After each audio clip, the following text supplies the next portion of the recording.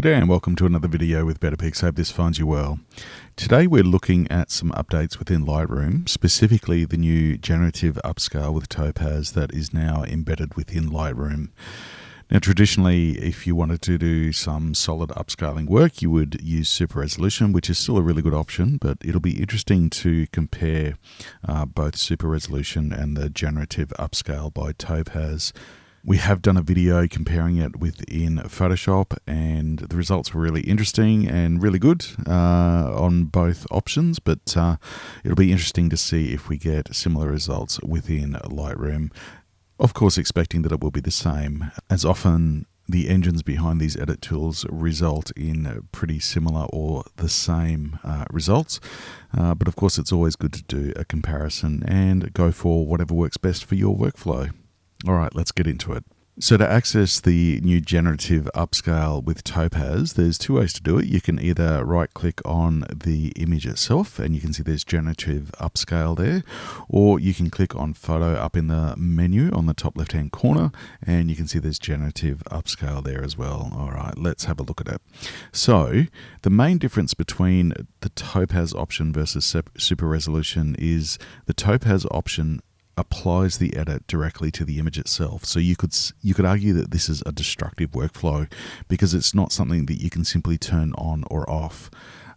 It does mean that once it is applied, the image is upscaled and that's it. Now, it does create a second version of the image, and it is a DNG, which is great. You've still got all of those raw image editing flexibility, but it does mean that it's directly applied to that image. So it's just worth keeping in mind.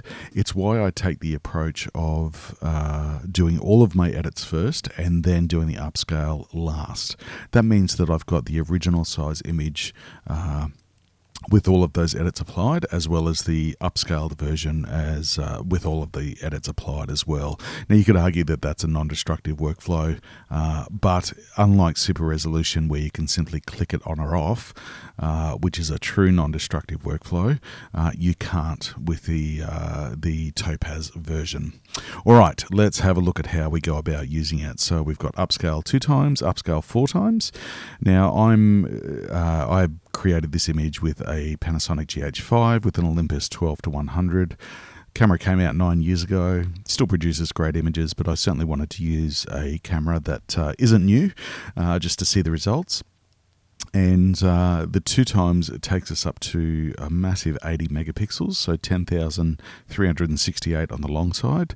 And we can also go 4 times, which is an incredible 322.5 megapixels, or 20,736 on the long axis of the image.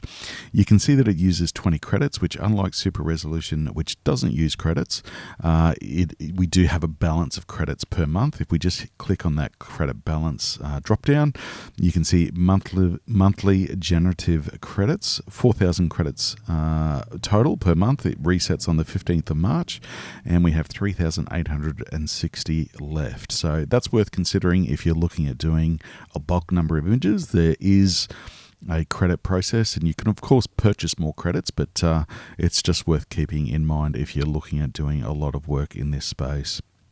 All right, let's close that back up, and we're just going to look at 2 times today. So upscaling by 2 times, 80 megapixel image, still quite amazing when you think about it.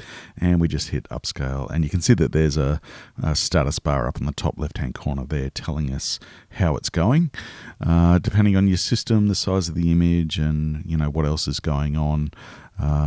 At the time will obviously determine the speed that it happens. You can see it's this is real time. It's not taking too long, but yeah, if you've got a lot of images to edit or upscale, then yeah, that's definitely a consideration. This is a raw image. It will upscale raw or JPEGs. So as I mentioned, this is an edited raw image. And yeah, we'll go through the upscaling process. I'll speed up the last of it so that we don't have to wait too long, but it's going pretty well thus far.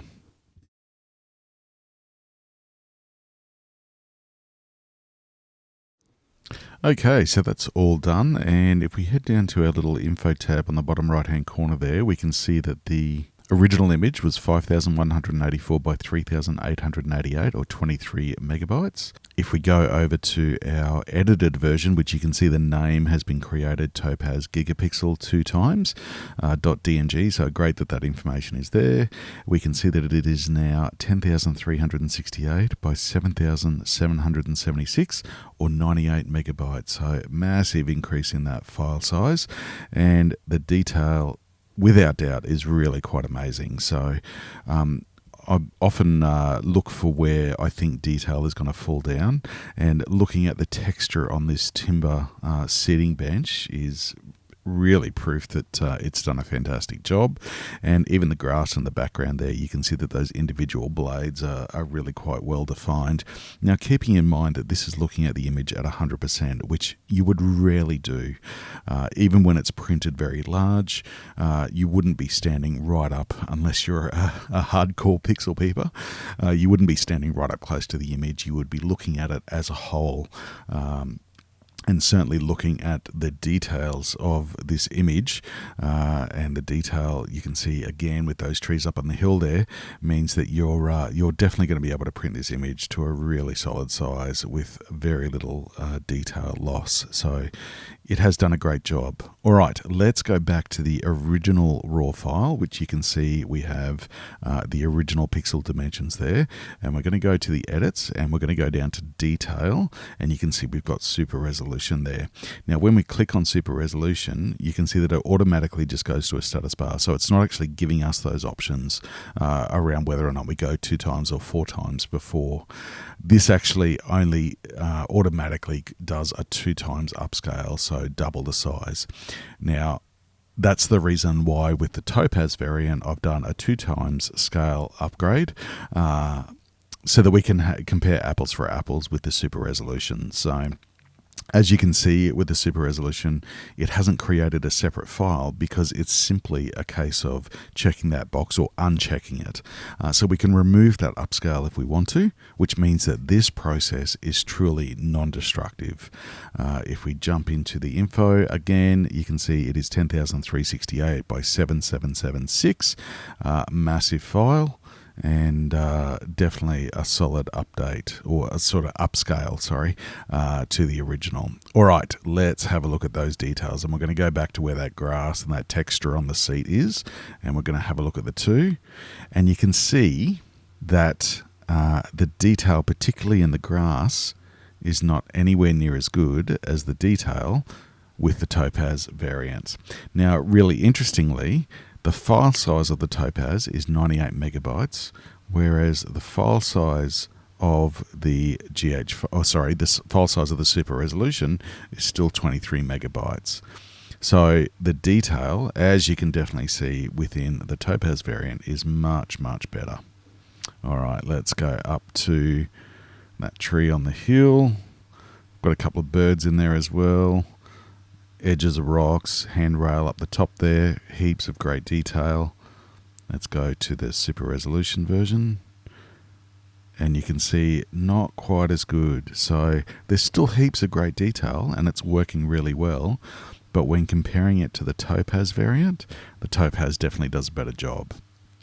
So this comes down to what decision you want to make for your workflow. Do you want to use the super resolution, fully non-destructive workflow, and still getting the same pixel dimensions, but not quite with the same clarity or detail? Or do you want to go the Topaz version where it will require credits, but the results clearly speak for themselves, much better detail, and a better overall result? Again, you can see on those trees up the top there, not quite as well defined. It is, of course, important for you to test this with your own images. And while I've only used one image today, I think there's some great sections of this image that allows us to really look at the detail and the results that we're getting between the two upscaling options. It is important, though, to please test it with your own images. Look at the results you get and see, along with the edits that you would apply to your image, which gives you the best results. that you're happy with. Always very important. Also, always very important to consider where you're going to be using the image and how it's going to be displayed. Let us know how you go in the comments. I'd be interested to see what other people's experiences are. While the results that I have worked really well, your experience may be a little bit different, so definitely check it out. Thanks as always for stopping by. We hope you've enjoyed this video. As always, any questions are welcome in the comments below, and we look forward to seeing you next time. Take care.